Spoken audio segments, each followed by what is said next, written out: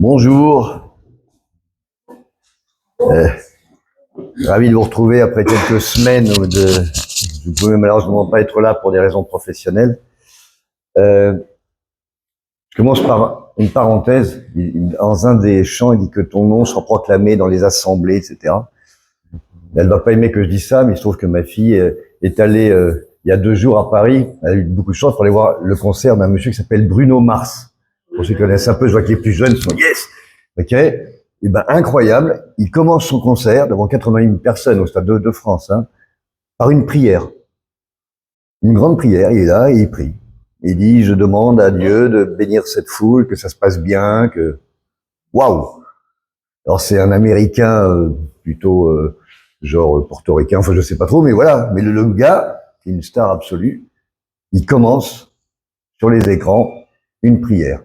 Et une prière, elle me l'a fait entendre, elle avait enregistré, waouh, c'est pas du blabla, quoi. Il aurait pu prier là. Voilà, ça me faisait plaisir de communiquer ça avec vous. Que Bruno Mars est aussi des nôtres. Voilà. Et c'était pour les plus jeunes, pour leur montrer qu'on est une église vachement au top. Hein. Aujourd'hui, je voudrais vous parler, vous savez que j'aime bien me raccrocher aux événements de la vie civile. J'ai abandonné Genève depuis quelque temps, on y reviendra. Il y a le mois dernier, j'ai parlé de l'Ascension, ça tombait là, et là j'aimerais vous parler de la fête des pères, puisque c'est aujourd'hui. Mais d'une façon un peu particulière, pour savoir ce que ça nous dit à nous, en fait, cette fête-là. Qu'est-ce que ça nous raconte et en quoi elle peut nous intéresser. Alors, très rapidement, fête des pères, c'est quelque chose qui remonte à très longtemps. Il y a une origine chrétienne, et au Moyen-Âge, c'était fêté le jour de la Saint-Joseph, qui était le père nourricier de Jésus. Donc, il y avait une fête des pères en honneur de Joseph qui s'était occupé de Jésus. Puis au XXe siècle, c'est devenu une fête civile, etc. Je n'y reviens pas. Mais il y a quand même une source initiale qui est celle de mettre à l'honneur Joseph et tous les pères et c'est intéressant, qui mettent à l'honneur un père qui n'est pas le père génétique. Ça laisse la place à beaucoup de beaux-pères qui doivent s'occuper aussi des enfants, d'être quelqu'un de présent dans la vie des enfants. Quand on dit fête des pères, il y a le mot père, et il y a donc l'image du père, qui est évidemment fondamentale, mais j'ai lu avec intérêt qu'une des causes du rejet de la foi, chez beaucoup de gens, conscientes ou plutôt inconscientes, c'est que pour eux, la foi est négative parce que ça fait appel à un père, alors que pour ces gens-là, pour beaucoup de gens, le père, il a été absent. Ou génétiquement absent, on ne sait pas qui c'est, ou un père présent mais violent, méchant, ou indifférent, ou qui est parti, qui n'a pas fait son boulot de père, en fait. Et le fait d'avoir un rapport à son père génétique délicat fait que quand on parle à des gens, que Dieu le Père, ça, tout de suite, il y a une espèce de truc, non, c'est pas possible qu'il soit sympa parce que le mien, ça n'a pas été un type bien. Ou je l'ai pas vu, ou il s'est pas comporté comme j'aurais eu besoin qu'il se comporte. Et on peut un peu le comprendre parce que le rapport même pour nous, le Dieu, notre Dieu, il est très difficile parce que quand on dit Dieu le Père, et on l'a chanté là, c'est un Dieu qui est on peut pas l'imaginer, il est sur son nuage, on fait des images, les peintres ont fait ce qu'il fallait, un peu comme un père fouettard qui peut distribuer les bons, les mauvais points de façon plus ou moins injuste selon la façon dont on les reçoit. Quand on dit Dieu Père, eh ben on a des attributs absolus qui sont donnés à Dieu. Donc c'est un mot que je vais vous apprendre, je ne le connaissais pas. C'est l'azéité. C'est ce que c'est que l'azéité? Voilà. La Serge lit, c'est un terme qui désigne l'état d'un être ou d'une chose qui existe pour soi-même et par soi-même, sans voir son existence assujettie à quelque chose d'autre. Donc on doit imaginer cette figure de Dieu le Père qui existe par elle-même, qui n'est pas la cause, la conséquence de quelque chose. C'est pas simple. Donc on a cet attribut, on a l'immensité, que c'est censé tout recouvrir, on a l'éternité, l'omniprésence, l'omniscience. Wow. Pour nous, les humains, c'est vachement haut comme barre. Hein. Aime Dieu le Père, connais-le. Attends, je connais, je comprends rien, mais c'est trop haut pour moi. La barre, elle est trop haute pour les papas humains que nous sommes. et les mamans et tous les êtres humains. Alors l'argument classique, justement, c'est si ce Père que vous décrivez comme ça, qui est immense, éternel, omniprésent, omniscient, il était vraiment un Père pour nous, s'il est pas aussi fort et parfait qu'il est dit qu'il l'est, comment il peut accepter le mal, la souffrance, l'injustice sur terre qui existe? Et ça renvoie à nos souffrances de fils et de filles qu'on a reçues de la part de notre Père, peut-être très peu pour ceux qui ont eu de la chance, un peu plus pour ceux qui en ont eu. Bon, chacun vit sa propre vie, mais ça veut dire que ce Père-là, qui permet cette souffrance, il n'est pas meilleur que le Père terrestre, celui qui abandonne son foyer, qui délipide l'argent du ménage dans le jeu, l'alcool, qui peut multiplier les maîtresses, qui parfois peut être violent, ou simplement indifférent, qui s'occupe pas de ses enfants, qui met simplement les pieds sous la table. Si on met la même image de ce même mot Père à notre vision du Père à nous et à ce qu'il est censé être, et on voit l'état du monde, on peut se dire, mais finalement, mon Père à moi, humain, il était censé être génial avec moi, il l'a pas été, mais l'autre au-dessus, c'est la même chose. Regardez le Capharnaüm, pour employer un mot poli. Et quand on va dans les textes, on voit que la barre, elle est vraiment mise très haut. Dans Exode 34, quand Dieu revient pour refaire les tables de la loi qui ont été brisées une première fois. Exode 34, et l'Éternel passa devant lui et s'écria, l'Éternel Dieu est miséricordieux et compatissant. Alors l'Éternel, Dieu miséricordieux, compatissant, lent à la colère, riche en bonté et en fidélité, qui conserve son amour jusqu'à 1000 générations, qui pardonne l'iniquité, la rébellion et le péché, qui ne tient point le coupable pour innocent, et là ça se gâte, qui punit l'iniquité des pères sur les enfants et sur les enfants des enfants, jusqu'à la 3e et la 4e génération. L'image du Père, là, elle est quand même, on la prend en pleine tête. Moïse, il la prend en pleine tête parce que il est incroyablement fort, puissant, et en même temps, il peut casser toute une famille sur plusieurs générations. Enfin, on a du mal à comprendre ça. Même ce texte-là, il mériterait une explication à lui seul pour comprendre ce que ça signifie. Et juste après, que fait Moïse? Une fois qu'il a entendu ça, Moïse s'inclina à terre et se prosterna. Ok, ce que tu me racontes est tellement énorme et même pas trop compréhensible que je préfère m'incliner des fois que je ferai partie de la 3e génération, que je comprendrai pas tout. Alors il s'incline par amour, mais il y a une espèce de déférence, pas de peur, mais de respect, de crainte, parce que ce Père-là, je le respecte, évidemment, mais il est trop loin de moi. Je le comprends pas, si je suis sincère avec moi-même. Je suis une fourmi face à la cathédrale de Paris. La cathédrale de Paris, c'est magnifique. Mais moi, la fourmi, qu'est-ce que j'y comprends? Je vois un bout de pierre, mais je ne peux pas rentrer dans l'immensité de ce bâtiment. Je peux pas vraiment l'aimer, ce Dieu-là, puisque je le connais si mal. Pas de sa faute, mais simplement parce qu'il est tellement loin de moi. Et moi, je suis tellement faible dans ma compréhension. On me dit l'éternité. D'accord. Mais l'éternité, c'est un concept impossible pour mon cerveau à moi. Moi, j'ai besoin d'un début et d'une fin. Tu vivras la vie éternelle. Je ne comprends pas ce que ça veut dire. Je ne comprends pas. L'infini. Et comment concevoir ce qui ne peut être contenu? Par exemple, on nous dit l'univers a été créé par Dieu. Donc, on dit soit il est fixe, soit il est en expansion. Et s'il a été créé comme ça, il a été créé quelque part. Il y a le contenu et le contenant. Donc s'il est là, il est où? Dans quoi? Donc s'il y a du plus grand autour, mais le plus grand, il est...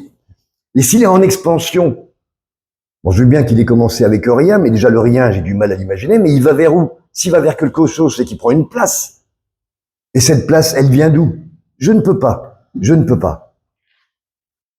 L'azéité dont je parlais, pour moi, toute existence a forcément une cause. Alors, dans la Bible, on a essayé de l'expliquer, vous savez, il créa, etc. Alors, à chaque fois, je vous le raconte, je le fais très très vite. En hébreu, il créa ceci, il créa dans la Genèse. En fait, il y a deux verbes, il y a le verbe bara, qui veut dire créer à partir de rien, justement.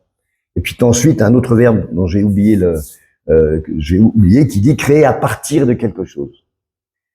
Et tous les créas de Genèse 1, il y en a que 3 qui sont bara, c'est-à-dire créer à partir de rien. La fameuse azéité, c'est la création de l'univers, la création de la vie et la création de l'homme.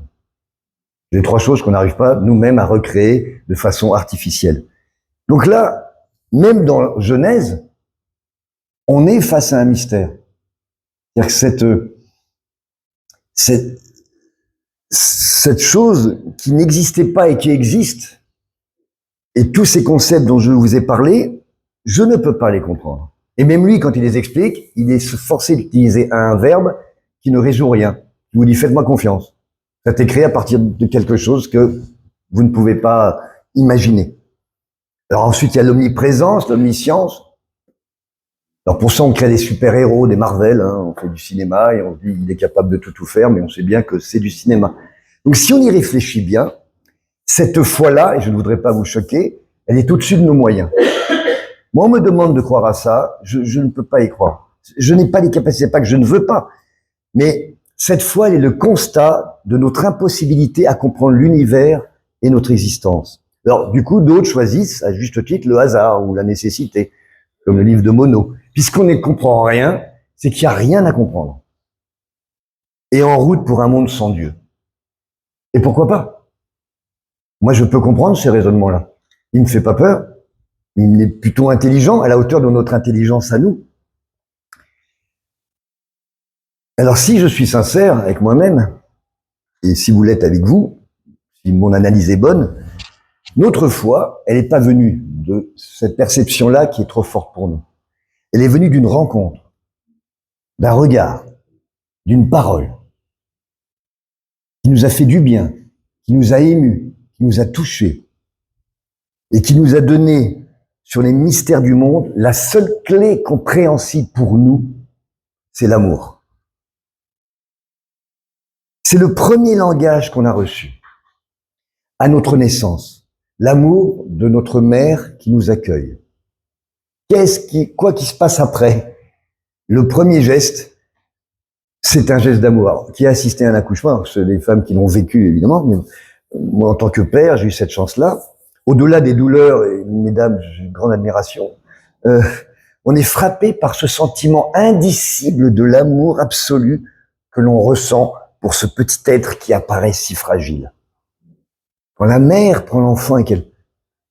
Tout est oublié, et on sent que là, elle est submergée, et le père à côté qui pleure comme une baleine, évidemment, est submergé par ce sentiment, mais d'un amour qu'on ne contrôle pas. C'est incroyable. Ça surpasse toutes les sensations qu'on peut vivre en tant qu'être humain. L'amour, et en tant que bébé, que nourrisson, c'est notre premier contact avec l'humanité. Le premier contact qu'on a, c'est pas des paroles, c'est pas de musique, c'est pas des explications, c'est la peau de la mer, c'est l'odeur de la mer, c'est cette main qui se pose sur la tête. Toutes les mères du monde font ça. Nous, notre premier contact avec la vie, ça a été l'amour. Même s'il a duré que 30 secondes, après on a été arraché parce qu'on a été adopté, parce que, je sais pas, mais le premier langage qu'on a compris, c'est celui-là. Et toute notre enfance doit être marquée par cette puissance indispensable qu'on a reçue au départ, normalement. Et c'est là que le bas blesse. C'est que ce premier amour qu'on reçoit tout de suite, il doit être évidemment cultivé, il doit exister encore. Alors souvent, les mères, elles jouent le jeu. Parce que c'est comme ça.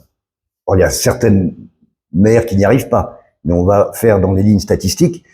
Quand vous lisez les études sociologiques, c'est très intéressant. C'est l'absence d'amour dans la petite enfance qui provoque les traumatismes, les manques dans les apprentissages de base, tout ce qui doit créer le petit homme ou la petite femme. La grande majorité, et là je vous raconte des faits techniques, je puis dire, des décrochés scolaires, des délinquants, des inadaptés sociaux sous toutes les formes, quand on remonte à 70%, j'ai les chiffres, ce sont des enfants dont les pères ont failli.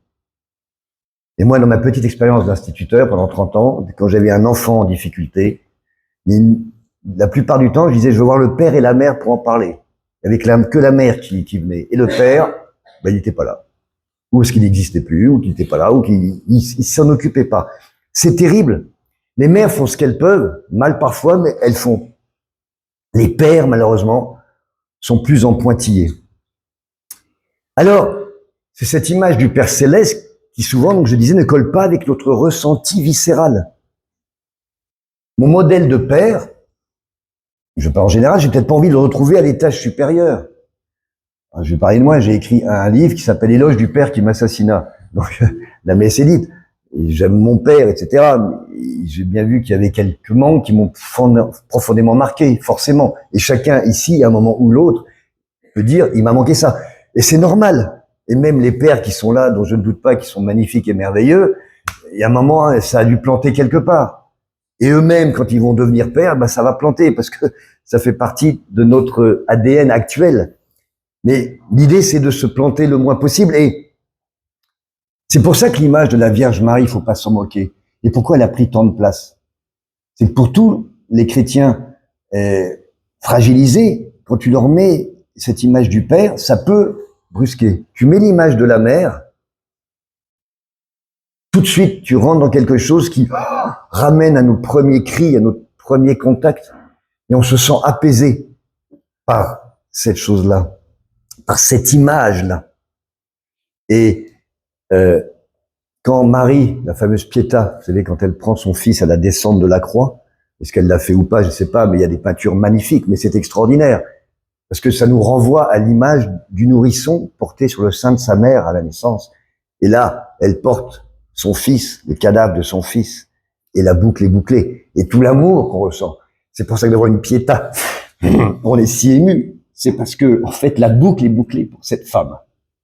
Comme c'est bouclé pour tous les enfants du monde que nous sommes encore, et qui sont à la recherche inconsciente de cette preuve d'amour absolu, de ce langage que l'on comprend.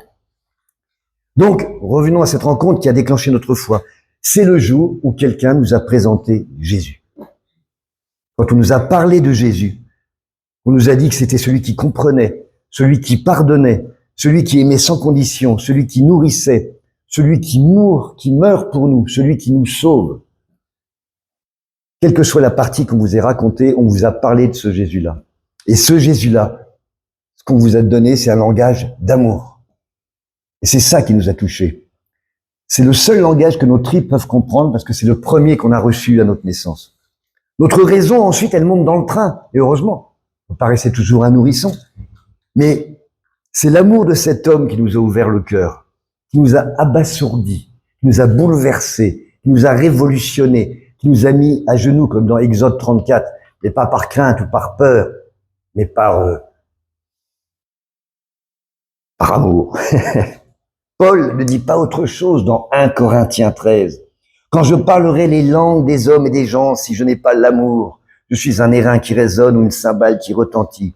Et quand j'aurai le don de prophétie, la science de tous les mystères et toute la connaissance, quand j'aurai même toute la foi jusqu'à transporter des montagnes, si je n'ai pas l'amour, je ne suis rien. C'est ça la clé.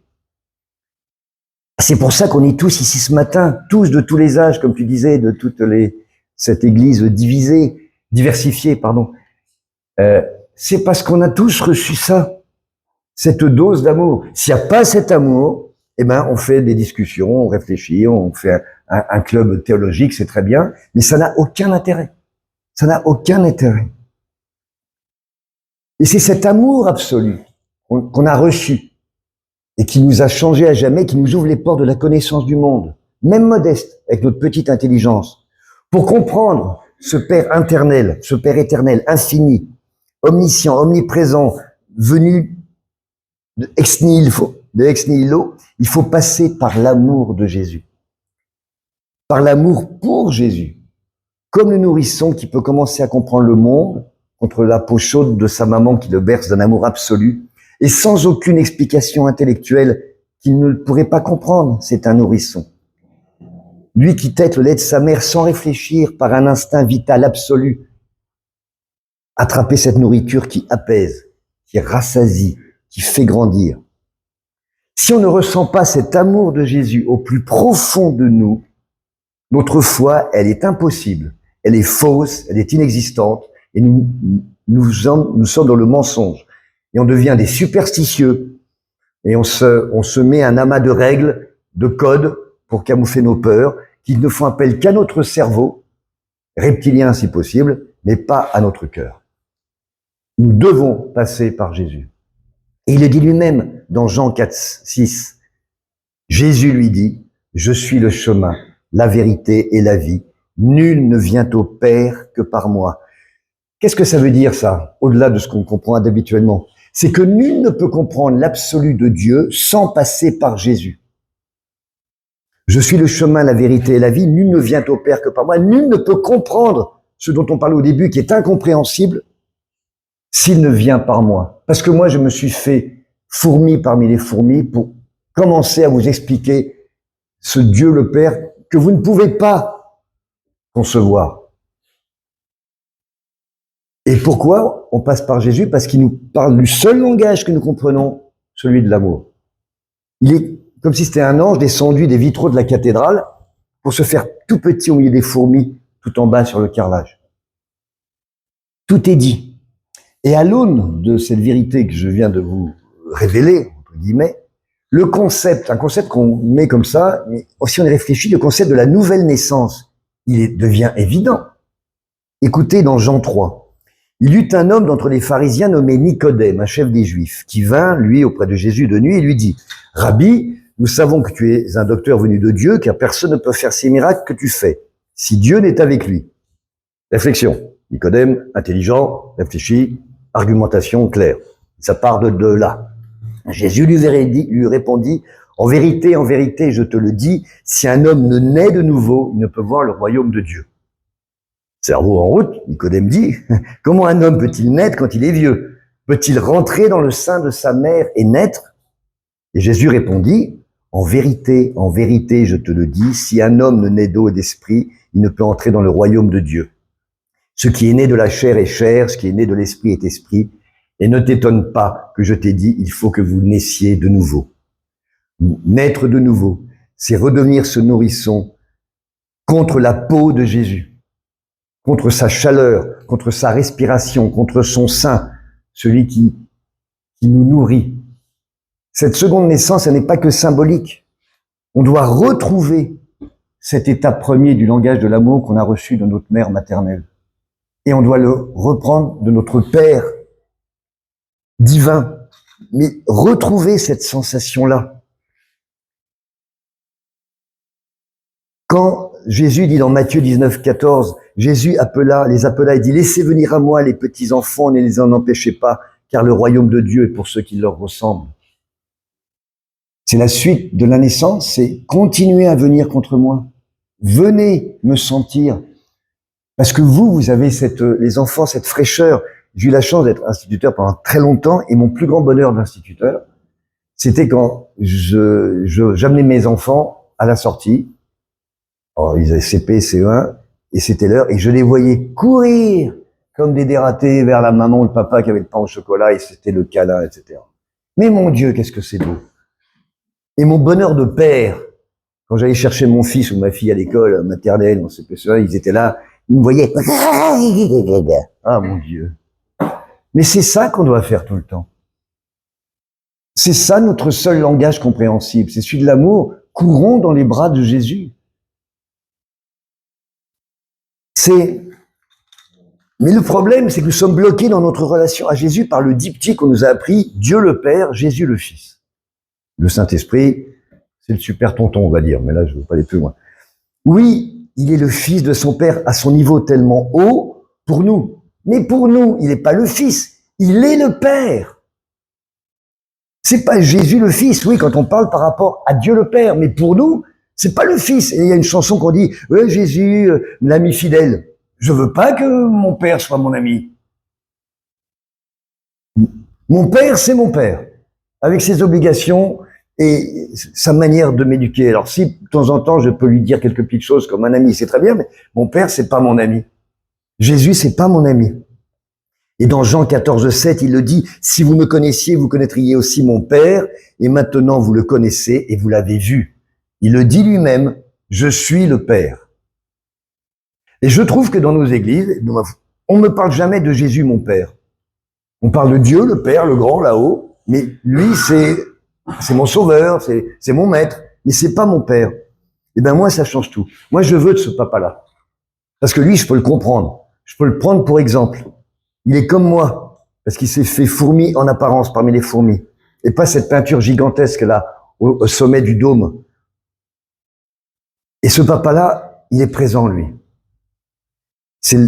Alors, avec ses apôtres, c'est le meilleur exemple, vous pouvez lire tous les apôtres, comment est-ce qu'il s'occupe d'eux, comme un père s'occupe de ses enfants.